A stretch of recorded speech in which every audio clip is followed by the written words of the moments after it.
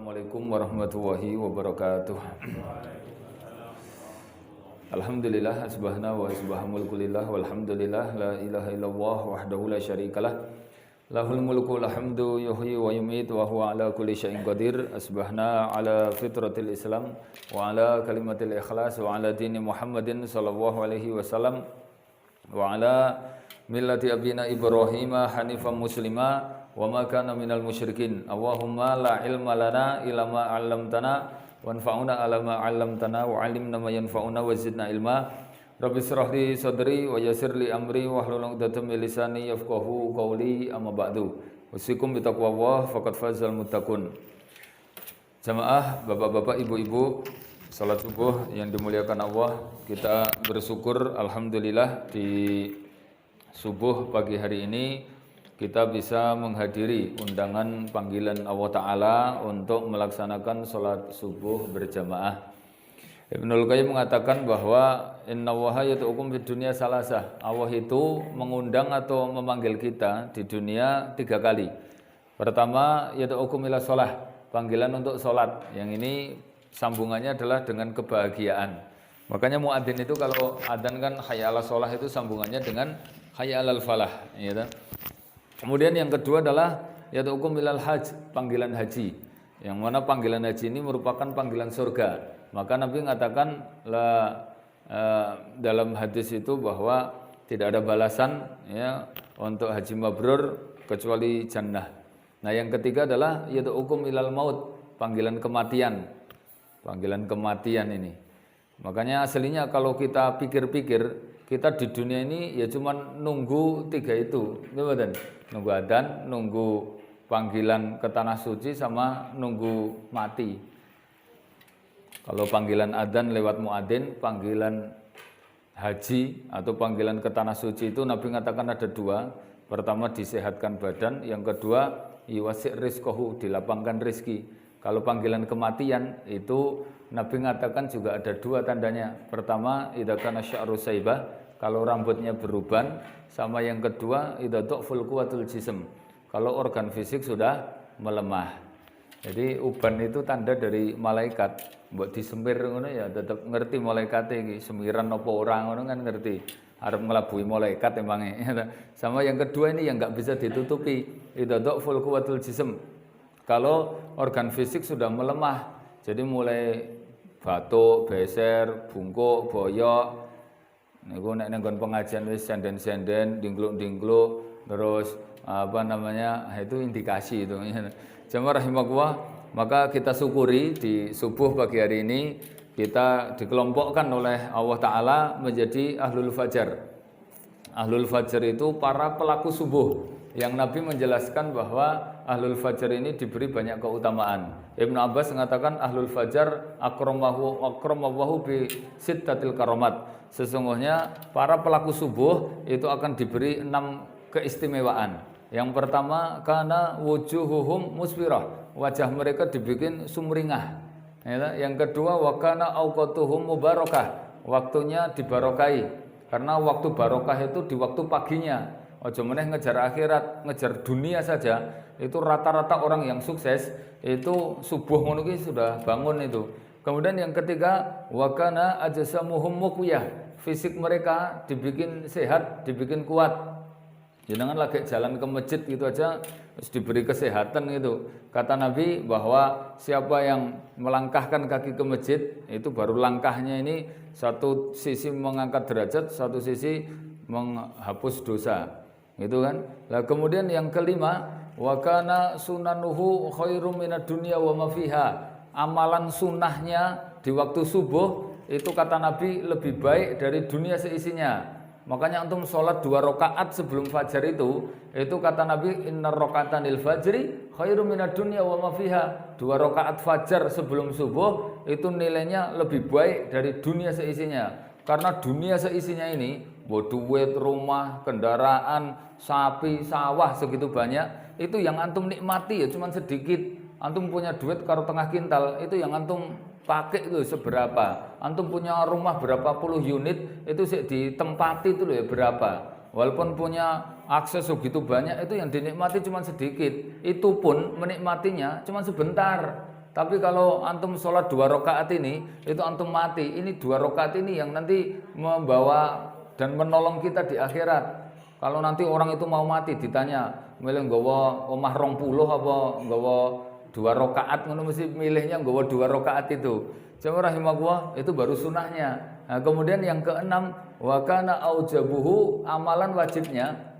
Kok 6 ini yang kelima, wa kana aujabuhu, amal wajibnya, kata Nabi fi dhimmatillah, dia di bawah perlindungan Allah. Artinya kalau tadi amalan sunnahnya itu lebih baik dari dunia seisinya, maka amal wajibnya itu lebih tinggi dari amalan sunnah. Karena kapak-kapak no itu namanya sunnah tidak akan bisa mengalahkan yang wajib. Gitu.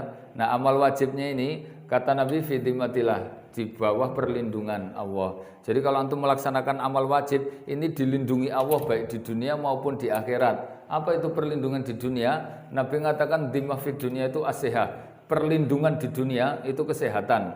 Jadi antum nek pengen dilindungi dari penyakit, dijamin kesehatan aktif ya toh, waktu subuh kayak gini ini dijamin itu dilindungi dari penyakit. Orang kok malah masjidnya ditutup karena penyakit. Karena khawatir penyakit malah dora entuk neng masjid. Oh lah kualik oh, gagal paham kabeh hasilnya oh ya toh. Nah aku dadi presiden ngono mah tak neng masjid kabeh dadi ben do sehat. Wong lagi mlakune wis sehat kok. Coba mbah-mbah sepuh-sepuh ngono kuwi. Olahragane nopo? Apa ndadak futsal barang kok malah kecedhit, apa badminton, melintir. Makanya paling bagus itu yo tindak teng masjid itu. Pemene masjidé ning Tawangmangu ngaten niku dalane munggah mudhun, kan menggeh-menggeh, tengkis-tengkis ngono ki sehat. Aku nek ra adoh ngono arep mlaku ning adoh bianget ngene iki, wong mangkat jam 2:30 telat kok. Gara-gara udan deres ya ora kok gara-gara ki ra entuk ya to. Arep mlebu tol tibake anune entek ya to. Jamaah rahimahullah. Jadi itu nah yang ke-6 ini jaminan dari Allah Ta'ala bagi pelaku subuh apa itu? Wa kana qiraatuhu masyhuda. Bacaan di waktu subuh itu disaksikan oleh para malaikat.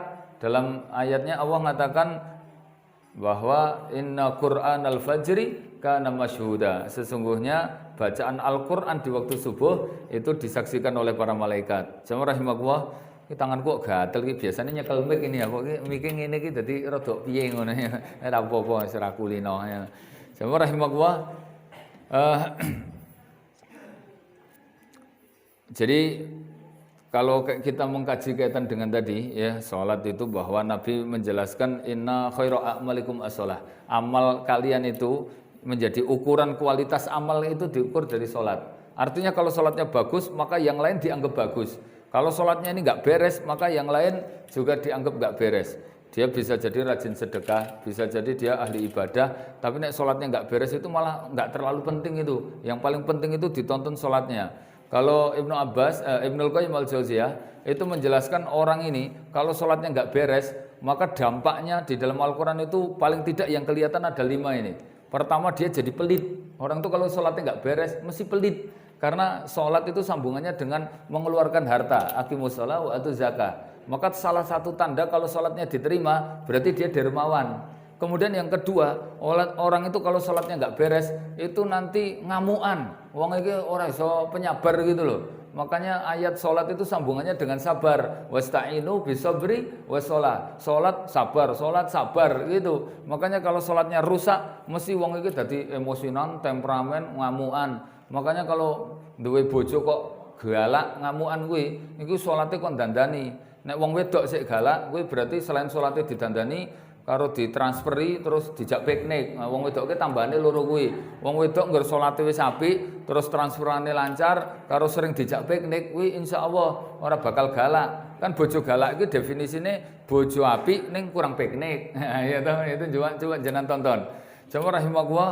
Kemudian yang ketiga, ini kalau orang itu kalau salatnya enggak beres, itu biasanya ya kata Ibnul Qayyim itu dia terjerumus dalam syahwat. Itu Pak, orang tuh nak sholatnya nggak beres, engko lak syahwatnya dadi rusak. Karena ayatnya dalam surat Maryam itu disebutkan fa khalafa min ba'dihim khalfun. Nanti Pak akan muncul suatu generasi. Gimana generasi itu? Ini tanda kiamat ini. Ada usolah wa tabau syahwat. Generasi remaja, kelompok anak-anak manusia yang mereka ini meremehkan sholat. habis itu wattaba'u syahwat, nuruti syahwat. Itu berarti menjadi dalil orang itu kalau sholatnya nggak beres maka syahwatnya jadi rusak. Coba jenengan tonton cah nom-nom ngeten niku, sholatnya ora beres. Ya toh sholatnya rusak. Itu engko HP niki isine gambar jorok-jorok ngono kuwi. Ya toh karena memang pasangannya kayak gitu. Nek cah nom kok senengane nonton video porno, ya toh sik gambar gilani-gilani ngono kuwi. Iku mesti sholatnya ya ora apik.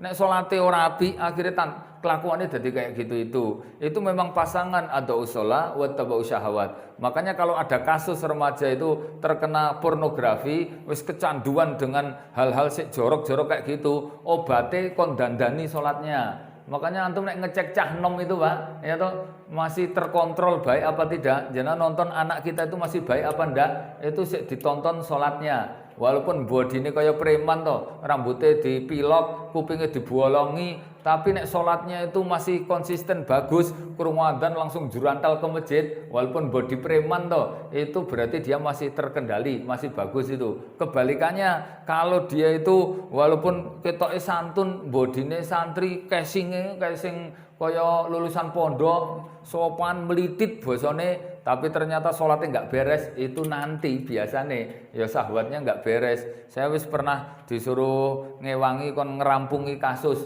itu ada lulusan pondok juga, padahal dia wah masya Allah nek masyarakat sopan apik blater, wah kabeh nek basa melitit mengke ngono kuwi. Tibake nggawa cewek telung dina ora mulih, bapake kan bingung, terus iku kita kon ngrampungi, ya Allah do kaget kabeh. Aku cah kuwi sopan lho kuwi, cah kuwi menengan lho kuwi. Ora peduli walaupun menengan, walaupun sopan, nek salate ra beres ki ya ngono kuwi, akhire dadi ra beres. Kebalikannya walaupun tadi ketoke ya body ra beres, tapi nek salatnya beres, itu masih terkendali itu, Pak. Jamaah rahimahullah, memang dahsyatnya salat itu begitu. Kemudian ini tanda kalau sholat nggak beres lagi, itu nanti dia akan terkena kemungkaran. Karena sholat itu bisa mencegah kemungkaran. Kata Allah, inna sholata tanha anil fasya' wal mungkar. Sholat itu bisa mencegah kemungkaran dan dosa-dosa kekejian. Dosa keji itu ya misalnya bunuh, beringas, zina dan sebagainya. Kalau mungkar itu pokoknya dosa-dosa kemungkaran. Mau nyolong, makanya kalau ada orang rajin sholat kok nyolong sendal, nah itu berarti sholatnya urung beres kuwi, sholatnya urung ketompo. Salah satu tanda sholat diterima kan itu, dia bisa tercegah dari kemungkaran, dia terhambat dari syahwat, dia juga menjadi pribadi yang penyabar. Ada lagi nih Pak, yang kelima, tanda kalau sholatnya nggak beres, itu rezekinya jadi terhambat, karena memang maksiat dan maksiat yang besar kepada Allah itu meremehkan sholat, itu menghalangi rezeki. Nabi mengatakan innal abdu la yuhramu rizqahu bidan bin yusibuhu. Seorang hamba itu akan kami tahan rezekinya karena dosa yang dia lakukan. Itu termasuk rezeki yang paling besar itu adalah kita diberi ilmu, kita punya keluarga yang mendukung, kemudian kita dimuliakan banyak orang, itu rezeki. Kekayaan, rezeki itu enggak cuma duit. Kata Umar bin Khattab, inna ajmalu rizqa laisa bil mal. Namanya rezeki atau sebaik-baik rezeki itu bukan harta. Ya, jadi rezeki tidak hanya harta, dan sebaik-baik rezeki bukan harta. Beliau membagi namanya kekayaan yang dimiliki manusia itu ada beberapa model, beberapa jenis. Yang paling rendah itu kata beliau ghinaul amwal, kekayaan harta itu paling rendah. Baru di atasnya ghinaul ilm, kekayaan ilmu, itu lebih tinggi. Makanya walaupun melarat tapi paham agama itu lebih kaya itu. Anaknya walaupun kita era patek sugih ning ngapal Quran, wah itu sukses itu Pak. Sekarang neng masyarakat ngono ki patokane sukses ki kudune anake neng Jakarta, duwe mobil, terus omahe gede-gede, terus HP-ne ombi-ombi, dompete kandel-kandel, ngono kuwi perasaane wong sukses ngono kuwi, standare wong ngaru-aru ya ngono kuwi. Tapi nek standar Islam menurut Umar bin Khattab, standar sukses itu bukan itu. Itu ya cabang dari kesuksesan tapi paling rendah, ada di atasnya yaitu kekayaan ilmu. Ada lagi di atasnya lagi ghinaul qulub, kekayaan hati, itu lebih tinggi lagi. Baru yang yang keempat kekayaan namanya ghinaul muru'ah, kekayaan sosial. Kekayaan sosial itu dia kekayaan sosial itu dia dimuliakan banyak orang, diampirke, dihormati. Kan ada toh Pak, wong sugih tapi ora patek terhormat. Enten mboten? Jane wong sugih tapi ora enek sing ngampirke. Lara ning rumah sakit ora enek sing endak-endak. Kuwi padahal wong sugih. Kebalikannya, ada orang itu ora pati sugih, tapi dimuliakan, rono rene diampirke, pas lara, rumah sakit ngasih pagere ambruk, ngasih endak-endak. Wong sedesa mangkat kabeh nyarter nganggo truk, nganggo bis barang ya to. Basane ngomah ngono kuwi ngasih sewa kajang saking okehe tamu kuwi ya to. Itu ada orang-orang kayak gitu itu. Itu dia dimuliakan oleh Allah taala. Dia punya kekayaan sosial yang luar biasa itu. Ada lagi yang kelima, ghinaul fursah, kekayaan waktu. Kan ada orang kaya ra ndek wektu. Nggih mboten? Wong sugih ra ndek wektu. Subuhan ra iso. Duhuran sik nang pasar, ya to. Tanggane mantu ya ora iso. Mboke lara ngono ya ora iso nunggoni padahal wong sugih. Saking sugihnya entek waktunya liane golek duit saja. Saya tuh kelingan ada orang itu, ya to. Anake loro cilik-cilik. Motore 6. Anak loro motor 6. Terus mobile 3. Terus wong kuwi mangkatnya nyambut gawe jam 1:30 bengi. Tadi saya berangkat dari sini, wong iki wis mangkat. Coba, aku nek ora kepepet ngene wegah ngaji adoh ngono kuwi, ya to. Ya to, pemeneh udan, pemeneh bledek, pemeneh listrik mati lho nggonku kuwi mau gumet-gumet ngono kuwi, ya to. Ora ngelingi Mas Kastubi ngono aku arep izin ning mesake ngono. Wis di video barang ngono izine di video ngono lho aku ya pekewo ya to. Jamaah rahimahullah, itu dia wis berangkat Pak jam segitu itu. Wis ra enek iki mobile. Coba. Jadi berangkat 1:30 dia.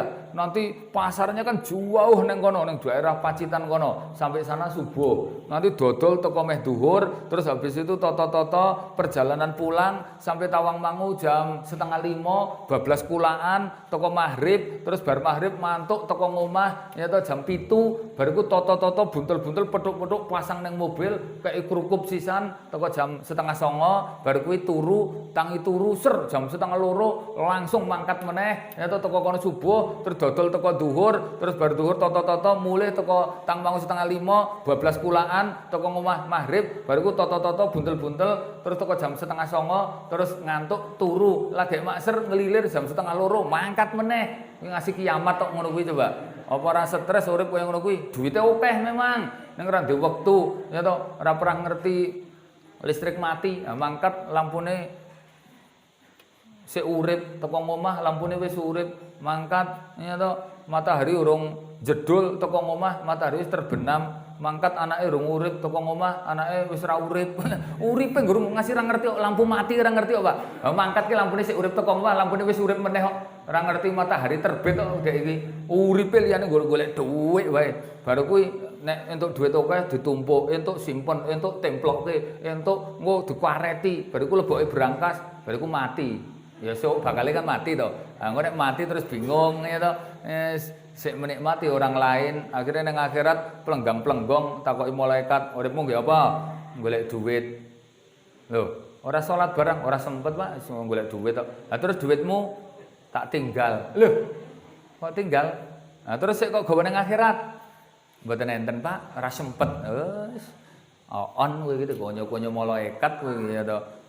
Uripmu ki lho kok nggo kaya ngono kuwi. Terus sik kok pangan lho sepiro, sik kok nikmati lho sepiro. Makanya masa menikmati duit itu sebentar, Pak. Jenengan nek ndek duit itu rasa deman-eman, seperti nggo kebaikan apa keluarkan. Iki seneng tuku, rezeki itu yang kita makan, yang kita gunakan, kita sedekahkan.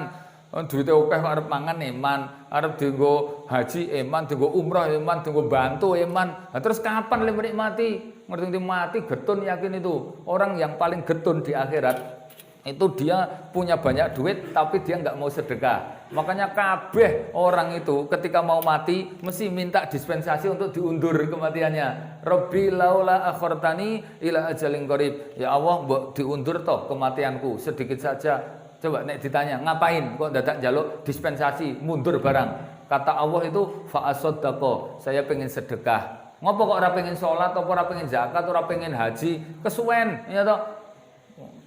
Karena amal yang paling cepat tapi pahalanya paling panjang itu sedekah. Terus cara supaya harta kita itu betul-betul resmi menjadi milik kita digawa ning akhirat itu ya dengan sedekah. Nek nggo disimpen tok kan malah nggo rebutan wong liya to itu.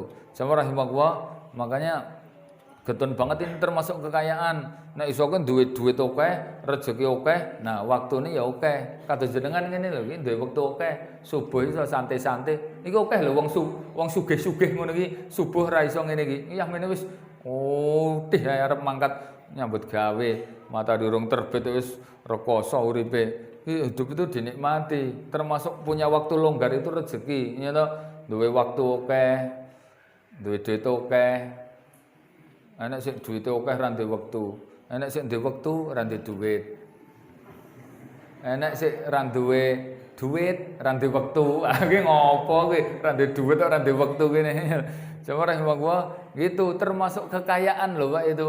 Makanya hati-hati. Ini kalau sholat nggak beres, kita balik ke judul besarnya. Kalau sholat nggak beres, itu pasti nanti rezekinya juga terhambat, rezekinya juga seret.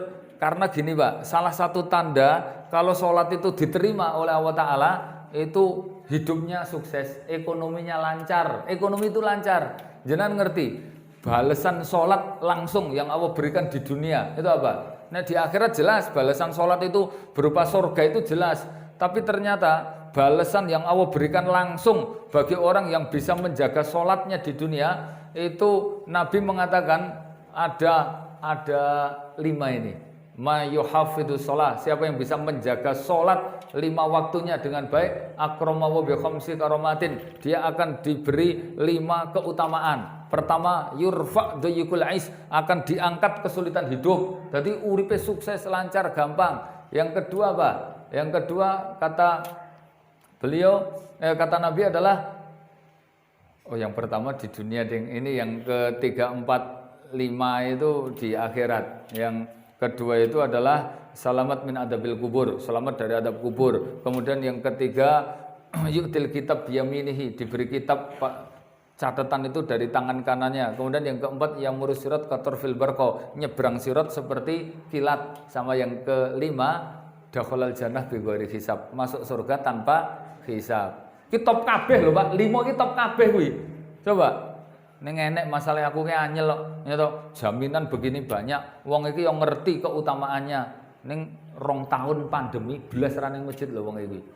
Padahal wonge aktif banget, ndek ben takmire, ndek ben tukang adzan, yo ngimami, saking sangare kok dipek dhewe kok pahalane kuwi.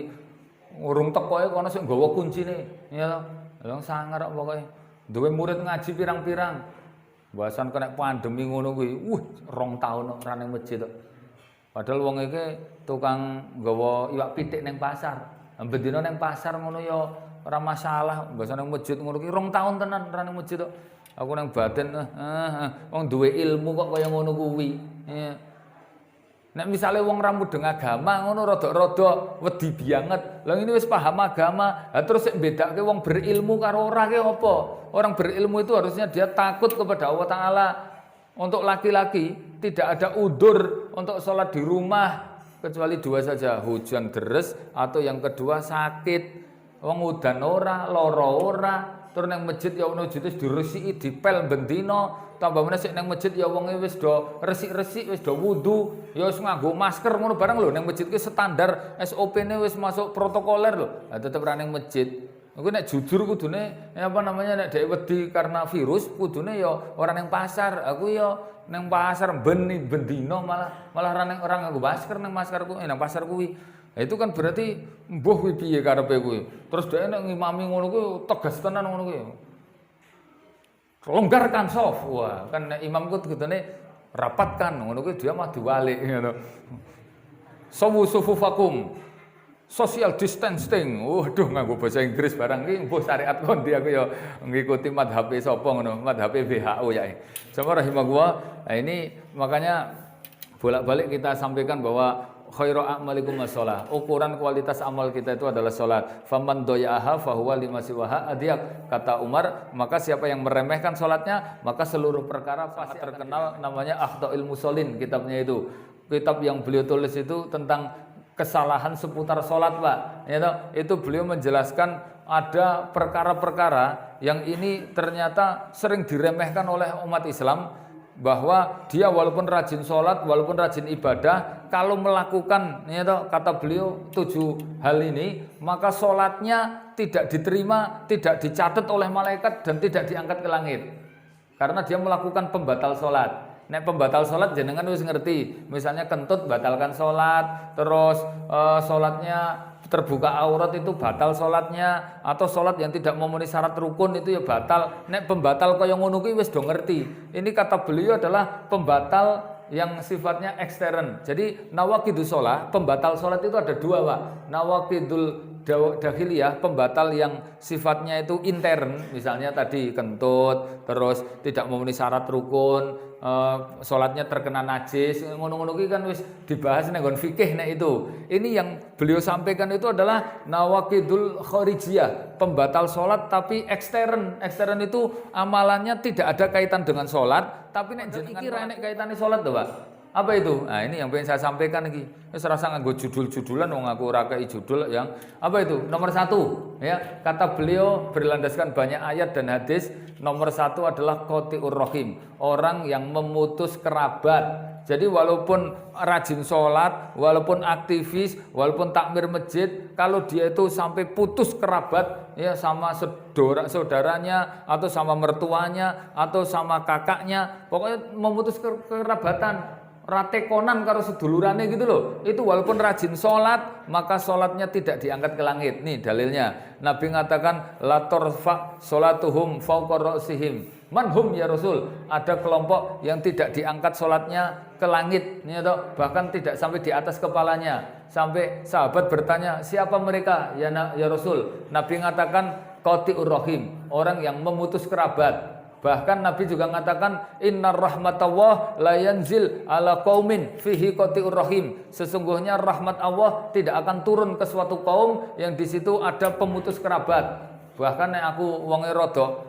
tegas ngono kuwi, iki nang pengajian tak sampaikan, ngapunten bapak-bapak sik tasih kisruh karo maratuwane apa sedulurane apa karo Mbak Yune karo adine urung patek gathuk, ngapunten niki kula aturi medal sawetawis supados rahmat Allah taala menika turun teng majelis menika. Ha ngono aku kan ra mentol nek ngomong ngono kuwi ya to. Nek iki mau kan nggo contoh ngono iki mau ya to. Tapi aslinya rahmat Allah itu enggak turun di suatu majelis kalau di situ salah satu peserta majelisnya masih ada yang kisruh urusannya dengan perkara-perkara sepele sampai kemudian memutus kerabat sama saudara. Saya tuh ngerti dhewe kok. Iku padahal haji, podo-podo jamaah masjid, podo-podo aktivis, podo-podo pengurus masjid, kakang adi omahe ya sak latar. Wong warisane mbae iki dadekke loro, masih karo adine, masih ra duwe anak, adine anake 4. Masih kuwi resikan adike ora patek resikan, wong anake 4. Nah, terus masih kuwi ya to rodok sugih adine ya ora pati sugih. Nah, terus masih kuwi banyune njupuk kopi DAM, adike njaluk masih. Ya to.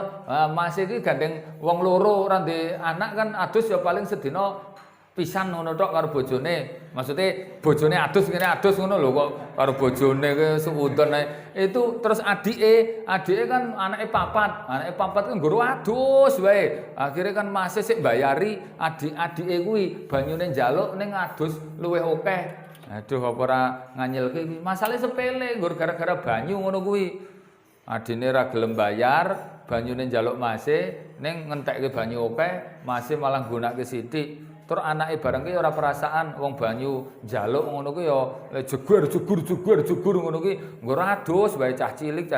Akhirnya masuk kuwi ya perasaan terus. Jarene nek misale anake apa ponakane apa adine ki lagi adus jegur ngono kuwi nang ati kaya diris-iris ngono kuwi. Aduh ki engko mbayare pira ngono kuwi. Ya toh. Itu lagi masalah banyu. Tambah meneh masalahnya tambah lagi sepele-sepele. Masalah PT, masalah bebek. Lah wong adine ki ngingu PT, ngingu bebek, ngingu kucing. Nah, terus bebeke kan ra sopan, sering silaturahim nang gone mase engko nang kono nelek terus mulai. Terus kucinge ya gitu ya toh. Nek pas ngendok nang omahe mbasan nelek nang gone mase. Baru ku mbasan dibeleh masih ra kei.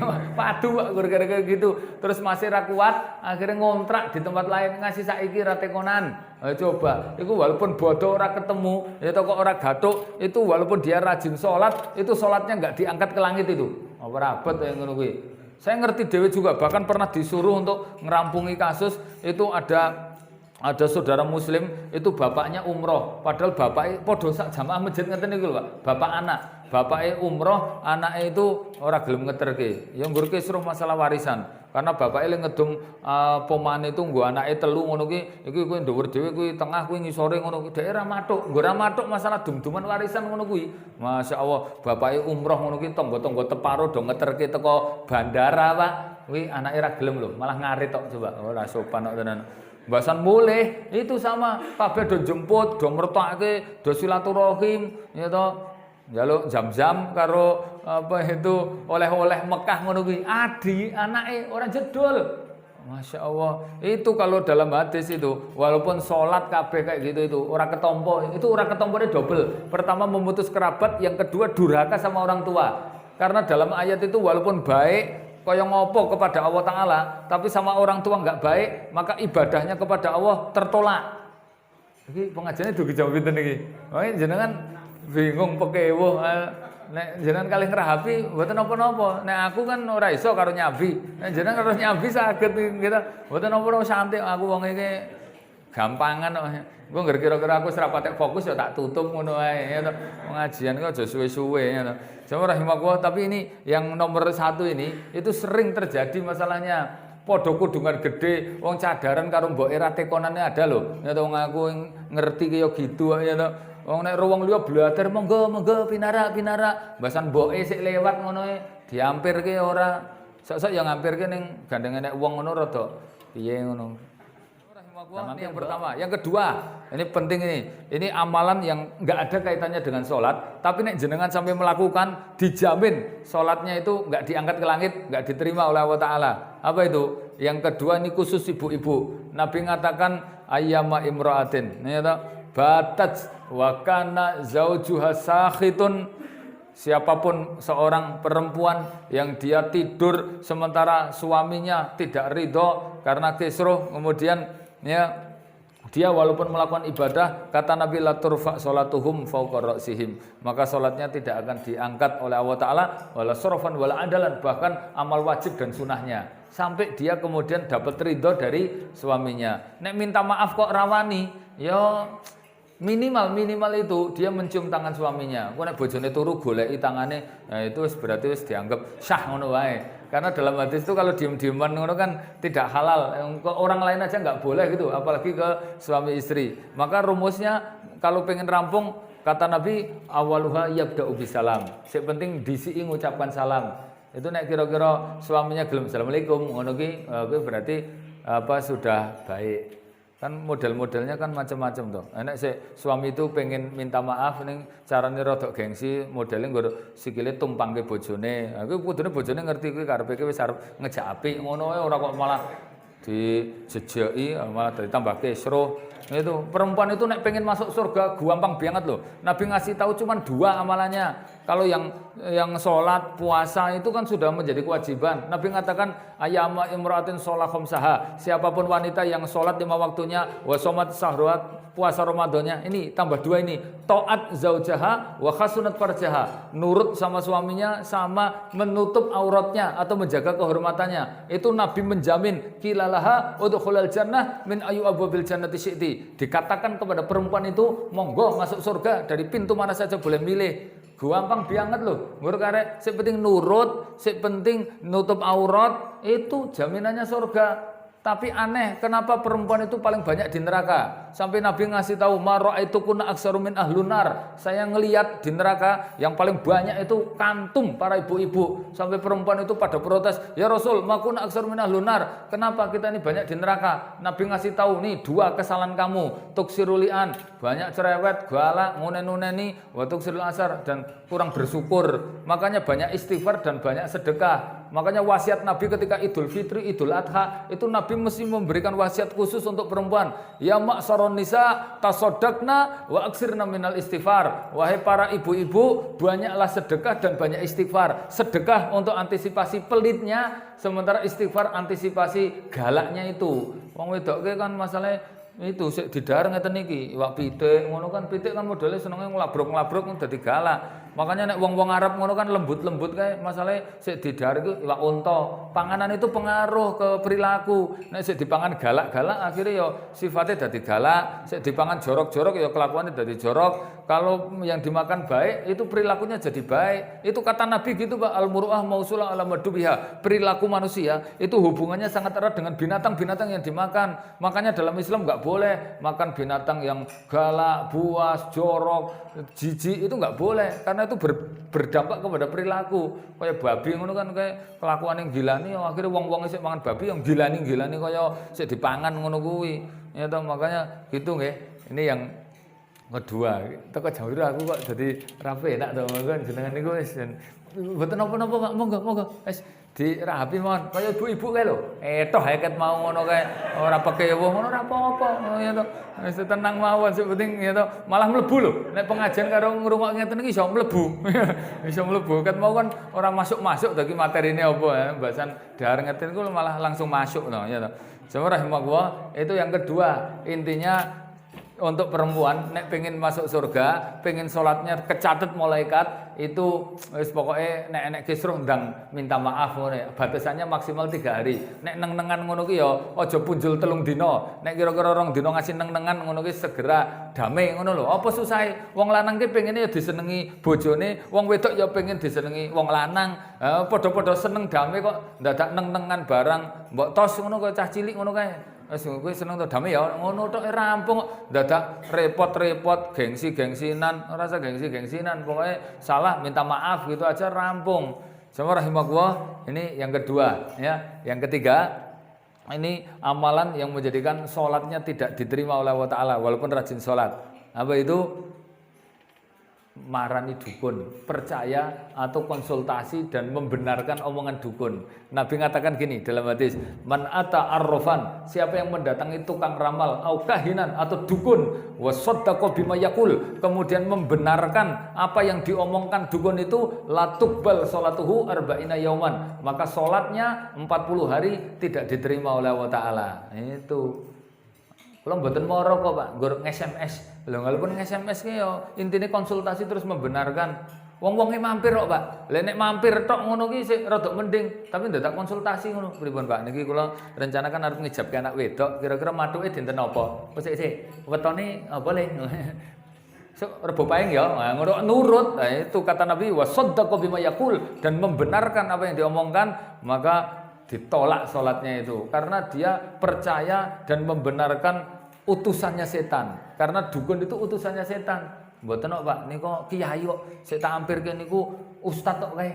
Walaupun ngakune ustaz, walaupun kiai, walaupun bodinya kayak syekh, mbah syekh lor, mbah syekh kidul, tapi nek hakikatnya itu sama. Hakikatnya itu adalah dukun, yaitu dukun itu definisinya gini Pak, man arrafa ghaiba, siapa yang ngaku-ngaku ngerti hal yang gaib. Jadi walaupun dia itu ngakunya bukan dukun, tapi nek weruh sadurunge winarah, ngerti-ngerti hal yang gaib, dia itu bisa meramal masa depan. Nah, itu namanya dukun. Dukun itu definisinya siapa yang ngaku ngerti hal yang gaib. Walaupun diganti jeneng, diganti casing, diganti body, itu nek hakikatnya sama, hukumnya sama. Kaya riba. Riba mbok diganti bunga, diganti jasa, diganti bagi hasil. Nek intinya itu duit mana, adanya tambahan ketika beri pinjaman dengan persentase tertentu ku jenenge riba. Apa digonta-ganti toh. Itu nek hakikatnya sama, hukumnya sama. Podo nek judi ki intinya permainan, di situ ada taruhan, di situ ada untung-untungan, apa diganti apapun namanya, undangan berhadiah, apa undian berhadiah, apa apapun itu nek hakikatnya sama, hukumnya sama. Podo nek dukun, nek intinya itu adalah ngaku-ngaku ngerti hal yang gaib, walaupun diganti paranormal, diganti supranatural, diganti spiritual, diganti kiai, diganti diganti syekh, diganti apapun, itu tetap sama hukumnya. Kayak babi, walaupun disembelih maca bismillah, diadepke kiblat, ini atau dibumboni nganggo bumbu halal, nek hakikatnya babi ya tetap haram. Masalahnya iki ungsum ngene iki, wong wingi Idul Fitri, apa itu pitulasan kemarin lho, Pak. Oh, iku aja nggur kelase bal-balan antar RT ngono sebe-sebean. Kono dukune loro. Wah, kene ngundang dukun siji kono loro. RT kono dukune loro lho. Ngono iki aku diceritani. Ya, anggur bal-balan antar RT nganggo mara dukun barang. bakul-bakul Pak. Ini saya punya banyak teman pengajian itu para bakul-bakul obrokan. Itu cerita di pasar itu. Ning ora tak sebut ke pasare. Itu padahal bakule salat kabeh lho kuwi. Duha, bahkan salat duha. Ya toh. Nek waya salat to salat kabeh ya kudungan kabeh. Tapi itu 70% ning pasar kono kuwi. Iku sasi pisan mara ning ngene wong pinter ngono jarene ning etan gunung kono. Etan Gunung Lawu kono. Kan etan Gunung Lawu akeh. Ya Allah.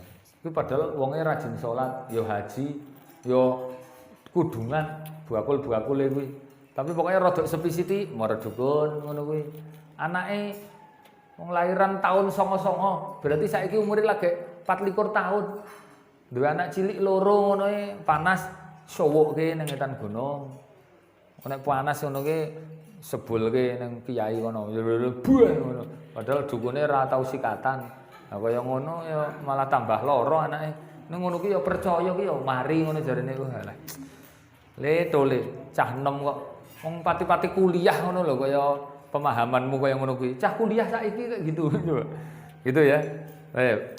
Saya tambahi lagi lah masuk satu lagi. Engko nek 7 ki ra rampung iki ya. Yang ke-5, tanawwalu malul haram. Siapa yang mengkonsumsi makanan haram? Hati-hati, makanan haram sekecil apapun itu berdampak sholatnya nggak diterima. Ma min rajulin yatahawwadu bimalil haram, kata Nabi, siapapun manusia yang memasukkan satu suapan ke dalam perutnya dari hasil yang haram, la tuqbal sholatu arba'ina yauman. Sholatnya 40 hari juga nggak diterima. Jadi berat masalahnya kaitan dengan makanan. Nanti di akhirat akan didatangkan dalam hadis itu yu'tar rajulun ya bihasanatin ka'amsalil jibal. Akan didatangkan laki-laki yang membawa pahala sholat sebesar gunung. Faja'alnahu haba'an mansura. Terus Allah jadikan pahala sholatnya berterbangan habis seperti debu yang kena angin. Kemudian dia protes, innahum kanu yusholun. Ya Allah, dia dulu kan rajin sholat. Kemudian kata Allah gimana? Innahum kanu yusholun. Iya, dulu memang dia rajin sholat, dia rajin puasa, rajin ibadah. Ghairu annahum, kesalahan dia itu satu aja. Idza a'rada alaihi sayun minal haram, nek disodori makanan haram atau barang yang haram akhadahu, gelem jupo. Duit ra cetha, gelem jupo ngono wae. Mas niki ngapunten nggih. Iki duit apa ki? Wis pokoke nggo kelancaran ngono langsung jupo ngono wae ya toh. Terus duit haram, panganan haram dia enggak terlalu peduli. Itu dampak makanan haram itu yuhramul rizki, wa yuhramul ilmi, wa yuhramul taati, wa yuhramul muru'ah. Namanya makanan haram itu menghalangi doa, menghalangi ibadah, artinya menghalangi pahalanya hilang kabeh, terus termasuk menghalangi ilmu jadi susah masuk karena makanan haram, sama termasuk tadi yang keempat itu muru'ah, kewibawaan, kemudian watak. Itu dampak makanan haram ya wataknya jadi cenderung kepada hal-hal yang haram. Jemaah, bapak-bapak, ibu-ibu rahimakumullah, gandeng sampun pading jingling ngeten iki, jam pira to wis pading to. Lele. Tiba ya wis surup Pak iki. Semoga sedikit yang kami sampaikan, oke ding kok sedikit, sak jam kok sedikit. Nek jenengan sih karek ngrungokke niku ya sak jam bisa jadi suwe. Baik niku ingkang kula aturaken semoga bermanfaat. Saya mohon maaf kalau banyak kekurangan kesalahan. Akhiru da'wana alhamdulillahirabbil alamin. Subhanakallahumma wa bihamdika asyhadu an la ilaha illa anta astaghfiruka wa atubu ilaik. Wabillahi taufiq wal hidayah. Assalamualaikum warahmatullahi wabarakatuh.